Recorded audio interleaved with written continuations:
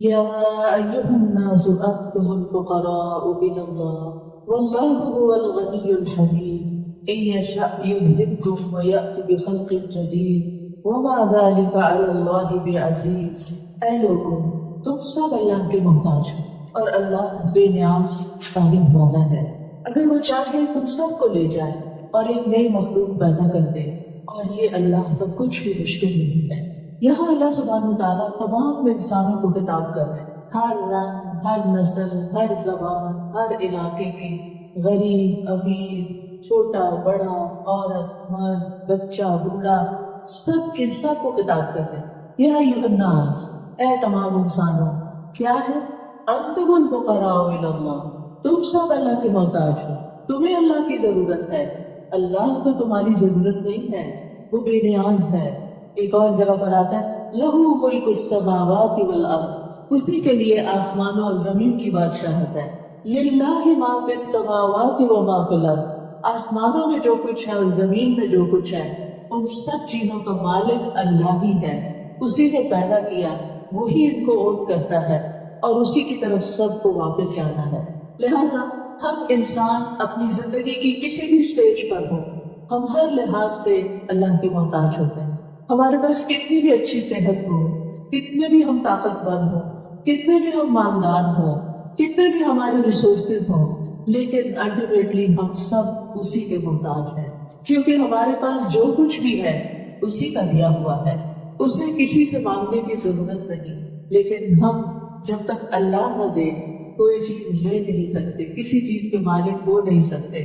ہمارے پاس جس بھی چیز کی ملکیت ہے وہ بالکل عارضی ہے، وقتی ہے، تھوڑے دن کی ہے، تھوڑے ٹائم کی ہے۔ ہم جو بھی چیزیں اون کرتے ہیں وہ صرف اس وقت تک ہیں جب تک ہم زندہ ہیں۔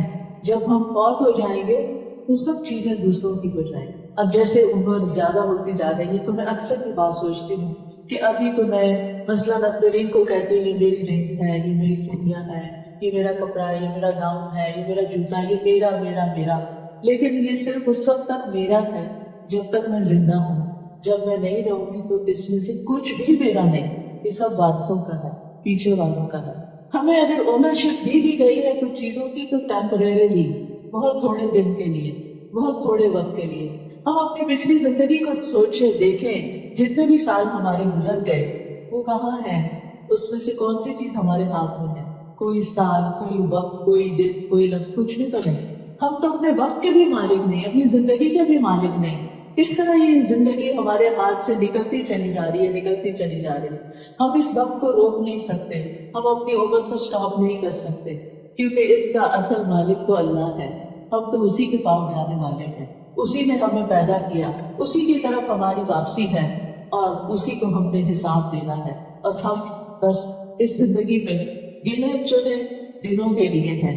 کوئی اگر ہزاروں دن بھی جیے تو وہ ہزار دن بھی ختم ہو جائیں گے، وہ رکیں گے نہیں۔ لہٰذا جب آئے اس کی طرف سے ہے، واپس اس کی طرف جانا ہے، اور جب تک اس زندگی میں ہے ہم اسی کے محتاج ہیں، تو پھر ہمیں اسی کا بن کے رہنا چاہیے، اسی سے کنیکٹ کرنا چاہیے، اسی سے ہی اپنی تمام ضرورتیں اور حاجتیں مانگنی چاہیے، صرف اسی کو پکارنا چاہیے، اس کے علاوہ کسی اور کو نہیں، کیونکہ وہ دینے پر قادر ہے، لوگ ہر چیز کے مالک نہیں ہیں۔ اگر ہے بھی کسی چیز کے تو وہ بھی اصل اس کا مالک اللہ ہی ہے، وہ امانت کے طور پر چند دنوں کے لیے بس انسانوں کو ملا ہے، باقی تو سب اللہ کا ہے اور اسی کی طرف واپس جانا ہے۔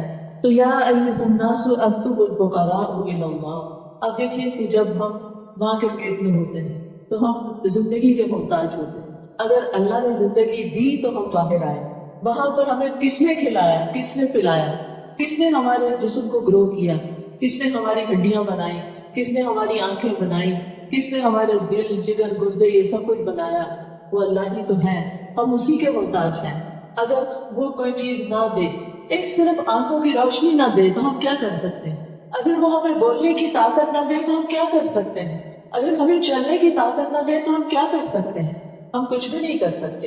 اور آپ دیکھیے کہ بہت جگہ ایسی ہوتی ہیں جہاں انسانوں کا نہ مال کام آتا ہے، نہ اولاد کام آتی ہے۔ دنیا میں بھی ہم اپنے مال سے اپنی صحت نہیں خرید سکتے، ہم مال سے خوشی نہیں خرید سکتے۔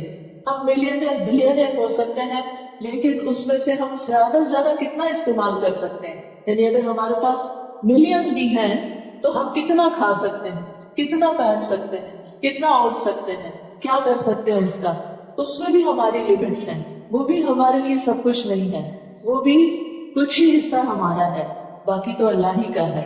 للہ میراث السماوات والارض، اللہ ہی کی وراثت ہے، میراث ہے آسمانوں اور زمین میں. لہٰذا ہم سب کو اپنی حیثیت پہچاننی چاہیے. پھر آپ دیکھیں کہ ایک بچہ جب ماں کے پیٹ سے باہر آ جاتا ہے تو وہ اپنے کھانے پینے میں محتاج ہوتا ہے، اپنے اٹھنے بیٹھنے میں محتاج ہوتا ہے، اپنی گندگی کی صفائی کے لیے ماں کا محتاج ہوتا ہے. اس وقت اگر اللہ ماں کے دل میں یہ محبت نہ ڈالے تو انسان کیا کر سکتا ہے؟ کتنے ہی بچے ایسے ہیں جن کے ماں باپ ان کی کیئر نہیں کرتے اور بعض اوقات کوڑے کے ڈھیر پر شور آتے. پچھلے دنوں جاتے جاتے ایک خاتون نے مجھے پکڑا اور کہنے لگی کہ میری اولاد نہیں ہوئی تھی تو میں نے ایک بچی پالی تھی، تو اب وہ 21 ایئرس کی ہے، اب یونیورسٹی جا رہی ہے، لیکن آج تک اس کو یہ نہیں پتا کہ میں اس کی اصلی امی نہیں. میں نے کہا تو آپ نے کیوں نہیں بتایا؟ آپ کو بتانا چاہیے تھا. آپ اس کے ماں باپ کا بھی بتا دیتی اور آپ اپنا بھی بتا دیں کہ ہم نے آپ کو پالا ہے تو اب آپ کے لیے مشکل نہیں ہوتی. اور اگر اس بچی کو اب پتا چلے گا تو اس کی مینٹل کنڈیشن کیا ہوگی. تو کہنے لگی کہ ہم کیسے بتاتے، ہم نے تو اس کو کوڑے کے ڈھیر سے اٹھایا تھا، جس نے اس کو پیدا کیا وہ چھوڑ کر چلا گیا، اگر ہم نہیں اٹھاتے تو کتے بلی کوئی کھا جاتا. تو آپ سوچئے کہ اگر اللہ دل میں نہیں ڈالے اور ماں باپ کے پاس اتنا نہیں ہو سنبھالنے کو، کیونکہ ایسے کئی لوگ ہوتے ہیں جو اپنے بچوں کو افورڈ ہی نہیں کر سکتے، اپنے بچوں کو پال نہیں سکتے، ان کو کھلا پلا نہیں سکتے، تو پھر وہ کسی اور کو دے دیتے. تو ہوتا تو بہت مشکل ہے، لیکن بہرحال اصل میں تو رزق کا انتظام کرنے والا اللہ ہے. بچہ پیدا نہیں ہوتا تو ماں کے سینے میں اللہ تعالیٰ دودھ اتار دیتا ہے. یعنی اگر باہر سے کہیں بھی کوئی خوراک نہیں، اور اگر ہو بھی تو ہم اس کو روٹی نہیں کھلا سکتے، ہم اس کو روٹی نہیں کھلا سکتے، ہم اس کو صرف دودھ ہی دے سکتے ہیں. اور اگر باہر کہیں دودھ نہ ہو تو اللہ نے ماں کے سینے میں دودھ اتارا ہے کہ ماں اس کو خود پلاتی ہے اور اس کے رزق کا بندوبست کیا. تو کون دینے والا ہے، کون اصل رازق ہے. اور پھر آپ دیکھیے کہ جو کچھ ہم کھاتے پیتے ہیں بڑے ہو کر بھی، یہ کون اگاتا ہے؟ اللہ ہی اگاتا ہے. ابھی دیکھیں بارش نہیں ہو رہی تھی تو ڈراؤٹ سا ہو رہا تھا، کیونکہ آپ بیج ڈال بھی دیں بارش نہیں ہو تو اگے گی کیسے، اور اگر فصلیں نہیں اگیں گی تو کھائیں گے کیسے. اور اگر اگے ہوئے درختوں کو اللہ جلا دے تو ہم کر کیا سکتے ہیں؟ کتنی جگہوں پر فائر لگی ہوئی ہے، ہم نہیں بجھا سکتے جب تک اللہ نہ بجھائے. تو اصل اختیار تو اللہ کا ہے. ٹھیک ہے کچھ اسکل اللہ نے ہمیں سکھا دی، کچھ علم دے دیا، اس کی وجہ سے ہم نے اس کی دی ہوئی چیزوں کو کچھ اپنی مرضی کا بنا لیا. کچھ درختوں کو غذا دے دی، پودوں کو دے دی تو وہ تھوڑے بڑے زیادہ ہوں گے، زیادہ پھل لے آئے، لیکن اصل میں اگایا تو اللہ ہی نے ہے. اس مٹی کے اندر وہ کس نے طاقت ڈالی ہے کہ وہ ہمارے لیے غذا پیدا کرے؟ کس نے گائے پیدا کی کہ وہ ہمارے لیے دودھ کا بندوبست کرے؟ اور اس کے پیٹ میں کون دودھ بناتا ہے؟ وہ تو چارہ کھاتی ہے. اور کس طرح ہمارے لیے دودھ بنتا ہے اور کتنا ابنڈنس میں ہمارے لیے اویلیبل بھی ہے کہ ہم جتنا چاہیں خرید کے لے آتے ہیں، پیے یا نہ پیے، لیکن ہماری ضرورت کا. پھر اس کے جو بائی پروڈکٹس ہیں، چیز ہے، بٹر ہے، کریم ہے، کیا کچھ ہے، یوگرٹ ہے، بے شمار چیزیں ہم پھر اس سے بناتے ہیں اور انجوائے کرتے ہیں. یہ سب کچھ کس نے دیا ہمیں؟ یہ اللہ نے دیا. جس رب نے ہمیں اتنا کچھ دیا ہے، کیا پھر ہمارا فرض نہیں بنتا کہ ہم اسی رب کی گن گائیں، اسی رب کی تعریف کریں، اسی رب کے آگے جھک جائیں، اس کے آگے ہمبل ہو جائیں کہ جس نے ہمیں یہ ساری نعمتیں عطا کی تو کیوں نہ ہم بھی پھر اس کے بن جائیں. اب دیکھیے کہ اس دنیا میں سب سے عظیم کام، سب سے امپورٹنٹ، سب سے اہم کام اپنے رب کو پہچاننا، اپنے رب کی معرفت حاصل کرنا کہ کون ہے جس نے ہمیں اتنے انعامات دیے ہیں، کون ہے جو ہم سے اتنا پیار کرتا ہے، کون ہے جو ہمارے گناہوں کو معاف کرتا چلا جاتا ہے اور ہماری نافرمانیوں کے باوجود بھی وہ ہمیں رزق دیے چلے جا رہا ہے. وہ ہمارا رب ہی تو ہے. وہ کون ہے؟ وہی جو ہمارا خالق ہے، وہی جو ہمارا مالک ہے، وہی جو ہمارا رازق ہے. اور جب ابراہیم علیہ السلام نے کہا تھا کہ وَإِذَا مَرِضْتُ فَهُوَ يَشْفِينِ، کہ جب میں بیمار ہوتا ہوں تو وہی مجھے شفا دیتا ہے. الذی خلقنی، وہی جس نے مجھے پیدا کیا اور وہی مجھے موت دے گا، وہی ہے جو مجھے کھلاتا ہے، وہی ہے جو مجھے پلاتا ہے.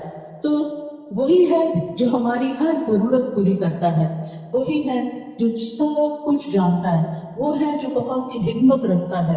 تو انسان جب تک اپنے رب کو نہیں پہچانتا وہ کسی بھی چیز کا حق ادا نہیں کر سکتا.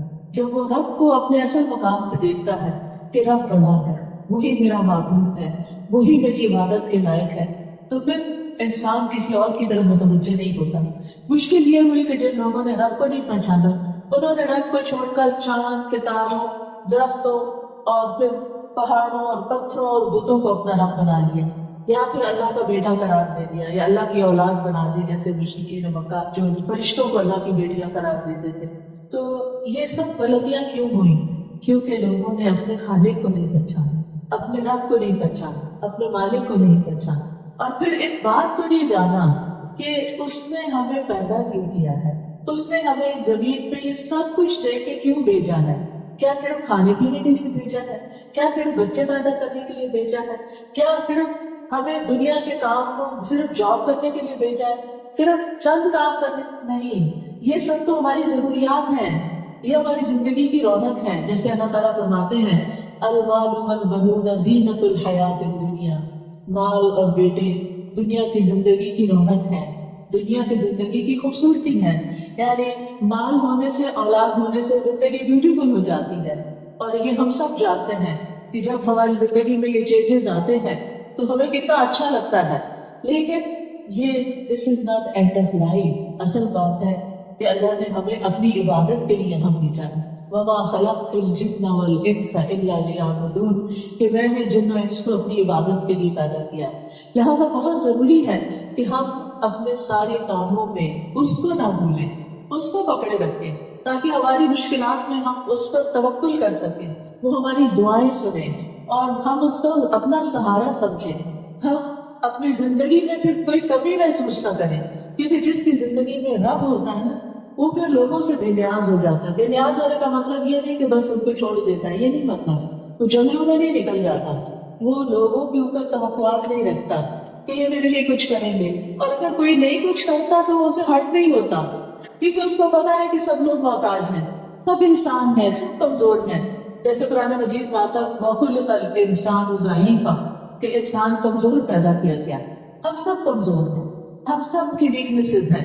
لہٰذا جب انسان اللہ کو پہچان لیتا ہے پھر وہ ہر چھوٹا بڑا کام اللہ کی خوشی کے لیے کرنا چاہتا ہے۔ وہ کسی کی کوئی کام آتا ہے، کسی کی خدمت کرتا ہے، کسی کو کھلاتا ہے پلاتا ہے، حتیٰ کہ اپنے گھر والوں کو بھی جب کھلاتے پلاتے ہیں تو وہ کیا سمجھتا ہے کہ میرے رب نے مجھے اس پر ریوارڈ دینا ہے، میرا رب مجھے اس پر ثواب دے گا، میرے رب نے مجھے اس رول میں رکھا ہے، ایک ماں کے رول میں، کہ میں اپنے بچوں کو پلاؤں۔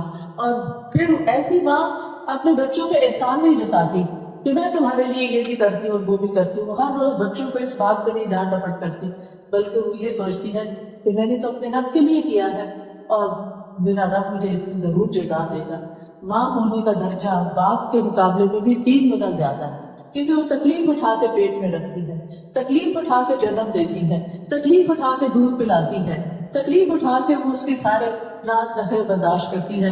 لہذا ماں کا درجہ باپ کے مقابلے میں بھی 3 گنا زیادہ اللہ نے رکھا ہے، اور اللہ سبحانہ تعالیٰ نے یہ ساری محبت ماں کے دل کے اندر ہمارے لیے رکھی، اور ہمارے دلوں میں اپنی ماں اور باپوں کی محبت بھی اللہ تعالیٰ کی ایک عنایت ہے، کیونکہ انسان کو اللہ تعالیٰ نے صرف کھانے پینے والا نہیں بنایا، بلکہ اس کی ایموشنل نیڈز ہوتی ہیں، یعنی اس کو محبت چاہیے ہوتی ہے، اس کی انٹلیکچوئل نیڈز ہوتی ہیں، اس کو غور و فکر کرنا ہوتا ہے، اس کو پڑھنا لکھنا ہوتا ہے، اس کی کچھ فزیکل نیڈز ہوتی ہیں۔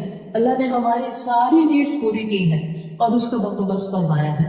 لہذا یا ایھا الناس انتم الفقراء الی اللہ، کیونکہ جب اللہ تعالیٰ کہتے ہیں نا کہ تم میری عبادت کرو، میں نے تمہیں اپنی عبادت کے لیے پیدا کیا، تو ہم سمجھتے ہیں شاید اگر ہم نے اللہ کی عبادت نہ کی تو اللہ تعالیٰ کا کام نہیں کوئی چلے گا۔ جیسے ہم لوگوں کے بارے میں سمجھتے یہ ہوتا ہے کہ بعض اوقات ہم انسانوں کی مدد نہیں کرتے تو مشکلات میں پڑ جاتے ہیں، تو اللہ تعالیٰ ایسا نہیں ہے کہ اگر ہم عبادت نہیں کریں، نماز نہیں پڑھیں تو وہ کسی مشکل میں پڑ جائے۔ ہم نماز کس کے لیے پڑھتے ہیں؟ اپنے لیے پڑھتے ہیں۔ ہم روزہ کس کے لیے رکھتے ہیں؟ کسی کا احسان ہے، صرف اپنے لیے رکھتے ہیں۔ ہم صدقہ خیرات کس لیے نہیں کرتے ہیں؟ اللہ کو ضرورت ہے ہمارے مال کی؟ نہیں، ہم تو انسانوں کے ہاتھ میں رکھ رہے ہوتے ہیں، کسی کاز کے لیے دے رہے ہوتے ہیں، اور کس خیال سے دے رہے ہوتے ہیں کہ اللہ تعالیٰ اس میں راضی ہو جائے اور اللہ تعالیٰ ہمیں اس پر اپنے ہاں اجر عطا کرے۔ اور اسی طرح جتنے بھی اور کام ہیں، جس ہم آنےسٹی سے کام لیتے ہیں، سچ بولتے ہیں، کسی کی بیک بائٹنگ نہیں کرتے، یا کسی کو تکلیف نہیں دیتے، کسی کو تانا نہیں دیتے، بدتمیزی نہیں کرتے، بد اخلاقی نہیں کرتے، تو یہ سب کچھ کس لیے کرتے؟ صرف اللہ کی رضا کے لیے۔ ہم بعض اوقات کسی کے ستانے پر بہت ضد چوڑے ہوتے ہیں، مگر ہم صبر کرتے ہیں، کنٹرول کرتے ہیں اور پھر اس کے ساتھ اچھا برتاؤ کرتے ہیں. تو کس کے لیے کرتے ہیں؟ اللہ کے لیے. کیونکہ جب ہم یہ کام لوگوں کے لیے کرتے ہیں تو پھر لوگ ہمیں واپس ریٹرن نہیں دے سکتے، اور جب لوگ ریٹرن نہیں دیتے تو پھر ہم ہرٹ ہوتے ہیں، اور جب ہرٹ ہوتے ہیں تو ہم اپنے آپ کو کھا رہے ہوتے ہیں. ہم رو رہے ہیں، ہم اپنے آپ کو جلا رہے ہیں، ہم اپنے آپ کو پڑھا رہے ہیں، ہم اپنے کام کاج چھوڑے بیٹھے ہیں، ہم ڈپریشن کا شکار ہو رہے ہیں. کسی کو کیا فرق پڑتا ہے؟ اس لیے اللہ تعالیٰ نے ہمیں لوگوں کی غلامی سے نکال دی. یہ بھی سلیوری ہوتی ہے کہ ہم ڈیپینڈ کریں کہ کوئی خوش ہو تو ہم خوش ہوں اور کوئی ہمیں کچھ دے تو ہم خوش ہوں. جب ہم لوگوں کی طرف سے مایوس ہوتے ہیں اور اپنا سارا سہارا اللہ کو رکھتے ہیں تو پھر کیا ہوتا ہے؟ پھر ہماری زندگی میں ایسی قوت آتی ہے کہ ہم سوچتے ہیں کہ کوئی ہے ہمارے لیے، کوئی ہے ہمارے لیے جو چھوٹی چھوٹی چیز کی بھی قدر کرتا ہے اور وہ ہمارے گناہ معاف کر دیتا ہے. اب دیکھیں جب سے ہم پیدا ہوئے کتنی غلطیاں ہم نے کی، لیکن اس کے باوجود اللہ تعالیٰ نے ہمیں صحت دی ہے، مال دیا، اولاد دی ہے، بچے دیے، سب کچھ دیا. یہ اس کی عنایت ہے نا. ورنہ قرآن مجید میں آتا ہے کہ اگر اللہ تعالیٰ لوگوں کو اٹھ کے گناہوں کی وجہ سے پکڑنے لگے تو زمین پر کسی ایک جاندار کو بھی زندہ نہ چھوڑے. انسان تو کیا باقی مخلوق بھی ختم ہو جائے. تو یہ اللہ تعالیٰ کا فضل ہے، اللہ کا کرم ہے، اللہ کی عنایت ہے کہ اس نے ہمارے گناہوں کی ہمیں نہیں پکڑا بلکہ ہمیں زندگی عطا کی اور ہمیں موقع عطا کیا کہ ہم اس دنیا میں بھی انجوائے کریں اور ساتھ ساتھ اللہ کی عبادت کریں اور اپنے گناہوں کی معافی مانگیں اور پھر اگلی دنیا میں جا کر اللہ کو دیکھ سکیں. اس دنیا میں سب سے زیادہ خوشی انسان کو جو مل سکتی ہے وہ اللہ کی عبادت میں ہے. نماز پڑھنا اور نہ پڑھنا ایک نہیں ہے، وقت پر پڑھنا اور دیر سے پڑھنا ایک جیسا نہیں ہے، روزہ رکھنا اور نہ رکھنا ایک جیسا نہیں ہے، حج کرنا اور نہ کرنا ایک جیسا نہیں ہے، صدقہ خیرات کرنا نہ کرنا ایک جیسا نہیں ہے، کسی غریب کے کام آنا اور نہ آنا ایک جیسا نہیں ہے، کسی تکلیف میں مبتلا انسان کا دل خوش کرنا اور کسی کو اگنور کر دینا ایک نہیں ہوتا. اور پھر یہ اللہ تعالیٰ کا کتنا کرم ہے کہ ہم کوئی کام کرتے ہیں تو اللہ سبحانہ وتعالیٰ اس پر ہم سے خوش ہو جاتے ہیں اور اس کو ریوارڈ دیتے ہیں. اب ہم اگر کوئی صدقہ خیرات کرتے تو یہ ہمارا اپنا تو نہیں، اللہ ہی نے دیا ہمیں. اللہ کے دیے میں سے جب دیتے وہ پھر مزید دیتا ہے کیونکہ اس کا وعدہ ہے کہ جو تم نکالو گے اللہ کے راستے میں اس کے پیچھے اور لے آؤں. نبی صلی اللہ علیہ وسلم نے قسم کھا کے یہ بات فرمائی کہ صدقہ کرنے سے مال کم نہیں ہوتا، یعنی ختم نہیں ہوتا، اللہ تعالیٰ اور بندوبست کر دیتا ہے. اور جو خالصتاً انسان اللہ کے لیے کرتا ہے تو اللہ سبحانہ وتعالیٰ اس کو وہاں سے عطا کرتا ہے جہاں سے وہ سوچ بھی نہیں سکتا، جہاں اس کا دھیان بھی نہیں جاتا، جہاں اس کا خیال بھی نہیں آتا. پھر فرمایا ان یشاء یذہبکم ویأتی بخلق جدید، اگر وہ چاہے تو تم سب کو لے جائے اور وہ نئی مخلوق پیدا کرے. یعنی اگر تم اس کی عبادت نہیں کرتے تو وہ تمہیں ایک لمحے میں یہاں سے صفائی کر سکتا ہے تمہاری، اور بندے پیدا کر سکتا ہے جو اللہ کی عبادت کرے. لیکن وہ سب کو مہلت دیتا ہے، شاید یہ پلٹ آئے، شاید یہ اللہ کی عبادت کرے. تو پہلی چیز جس کا ہم نے اہتمام کرنا ہے وہ ہے اپنی توحید کو پکا کرنا ہے کہ اللہ کے سوا کوئی بھی ہمارا خالق مالک رازق نہیں، اور وہی ہے جس نے ہمیں پیدا کیا، اسی کی طرف ہم نے واپس جانا ہے، اس کا کوئی شریک نہیں. اور اسی لیے لا الہ الا اللہ اتنا وزنی کلمہ ہے کہ اگر ساتوں آسمان اور زمینیں ترازو کے ایک پلڑے میں رکھی جائیں اور دوسری طرف لا الہ الا اللہ صرف رکھا جائے تو وہ جھک جائے گا. یہ اتنا وزنی کلمہ ہے اور اللہ تعالیٰ کو اتنا پسند. اس لیے لا الہ الا اللہ کہنے اور نہ کہنے میں بہت بڑا فرق ہے. لا الہ الا اللہ کہنے سے انسان جہنم سے جنت کی طرف آ جائے اور نہ کہنے سے دوسری طرف انجام کرتا ہے. تو سب سے پہلے یہ کہ اپنے دل سے کس بات کو نکال دینا ہے کہ اللہ کے سوا کوئی اور میری مدد کرے گا، یا اللہ کے سوا کسی اور کو زیادہ چاہا جائے، یا اللہ سے زیادہ کسی اور کے اوپر بھروسہ کیا جائے. نہیں، ہماری زندگی کی سب سے امپورٹنٹ ہستی اللہ کی ذات ہونی چاہیے. دوسری چیز یہ کہ ہمیں اپنی نمازوں کی فکر ہونی چاہیے کیونکہ قیامت کے دن سب سے پہلا سوال نماز کر دیا جائے. جب نماز کے وقت داخل ہو جائے تو ہماری فکر لگ جانی چاہیے اور پہلی چیز نماز کی ادائیگی ہونی چاہیے. پھر اس کے بعد رمضان کے روزے اور زکوٰۃ کی ادائیگی. کچھ لوگوں کے پاس مال ہوتا ہے لیکن وہ اتنے غافل ہوتے ہیں، نہیں یاد رکھتے کب آیا کب کیا، اور اس کی زکوٰۃ ہی ادا نہیں کرتے. تو یہ بھی بہت ضروری ہے کہ مال جو اللہ نے دیا اس کی زکوٰۃ ادا کی جائے. پھر اسی طرح حرام اور حلال کا علم حاصل کیا جائے، کیا چیزیں کرنا جائز ہے، کیا کرنا ناجائز ہے، کن چیزوں کا اللہ نے حکم دیا ہے، کن چیزوں سے اللہ تعالیٰ نے منع کیا ہے، اس کا ہمیں پورا علم ہونا چاہیے. اس کے لیے ہمیں قرآن مجید کو پڑھنا چاہیے، نبی صلی اللہ علیہ وسلم کی احادیث کو پڑھنا چاہیے. علم کے ساتھ جڑ جانا چاہیے. یعنی ہم سارے کام اپنے ضرورت کے کریں، لیکن جس طرح ہمارے پیٹ کو کھانے کی ضرورت ہے، ہماری زندگی میں اس سے زیادہ علم کی ضرورت ہے. یعنی علم اس سے زیادہ امپورٹنٹ ہے. لہٰذا ہمیں اس کی طرف توجہ دینی ہے.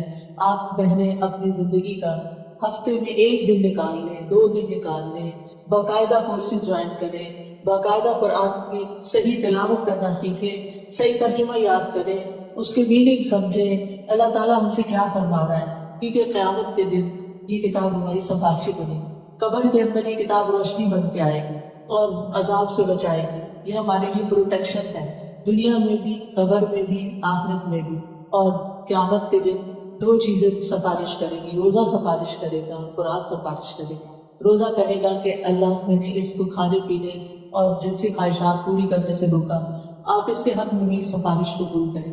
اور قرآن سفارش کرے گا کہ اللہ اس نے مجھے رات اور دن پڑھا اور میری وجہ سے پیاسا رہا، یعنی پیاس بھی لگی پھر بھی اس نے پڑھنا نہیں چھوڑا، تو آپ میری سفارش اس کے حق میں قبول کریں.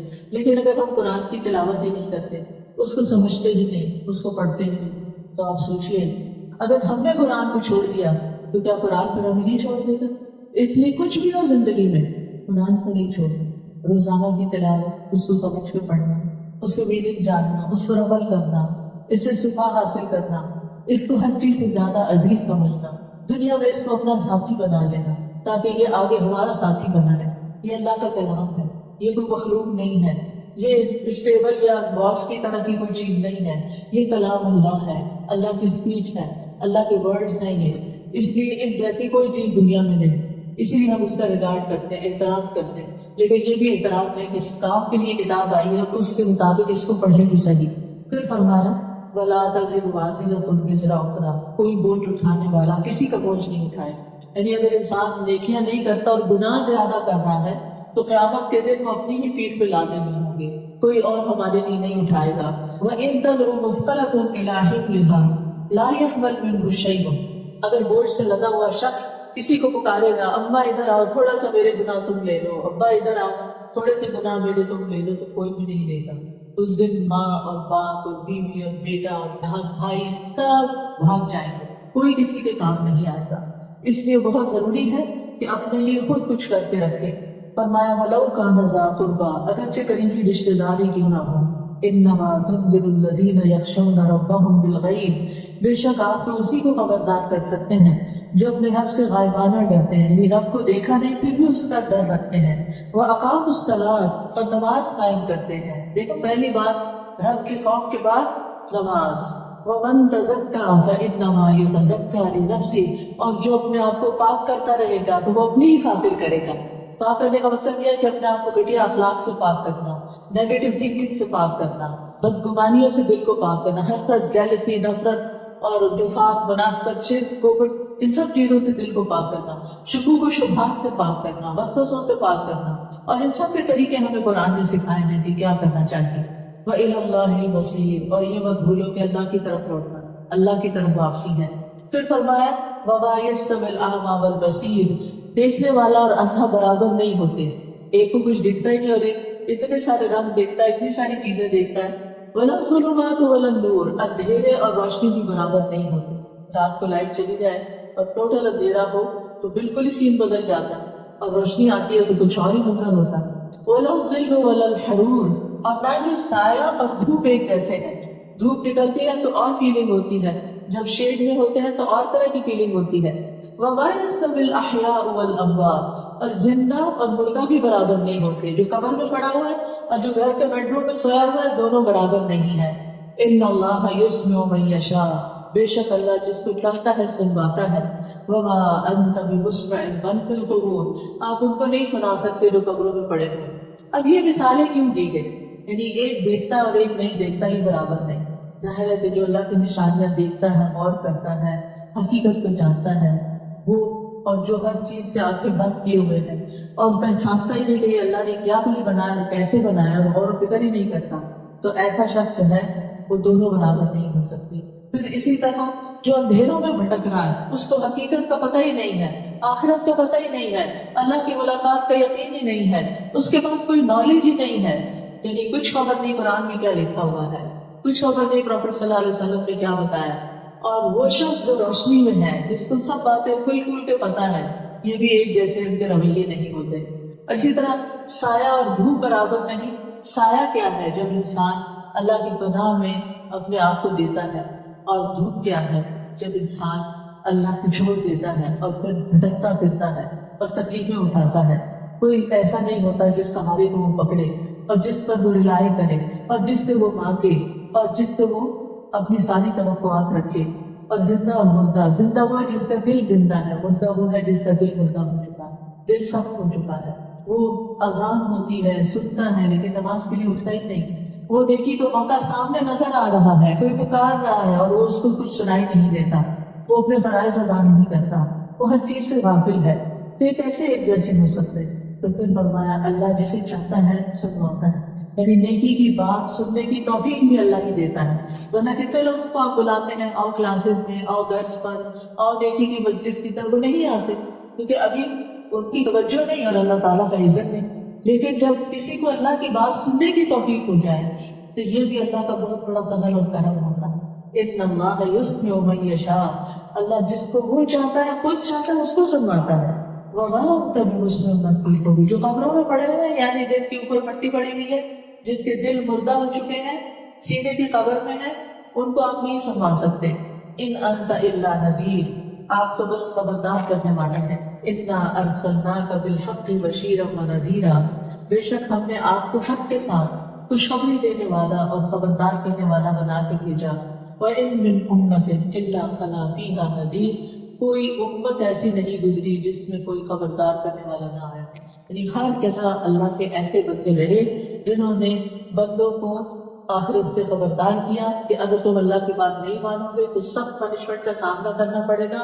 ہمیشہ پیغمبر آتے رہے. ایک روایت میں آتا ہے 1,24,000 پیغمبر آئے، لیکن کہتے ہیں یہ ضعیف روایت ہے، لیکن ہو سکتا ہے اس کی کچھ اصل بھی ہو کہ جتنی بستیاں تھیں، کیونکہ قرآن خود بتاتا ہے کہ کوئی بستی ایسی نہیں گزری وَإِن مِّن قَرْيَةٍ إِلَّا خَلَا فِيهَا نَذِيرٌ کہ جس میں کوئی خبردار کرنے والا نہ آیا.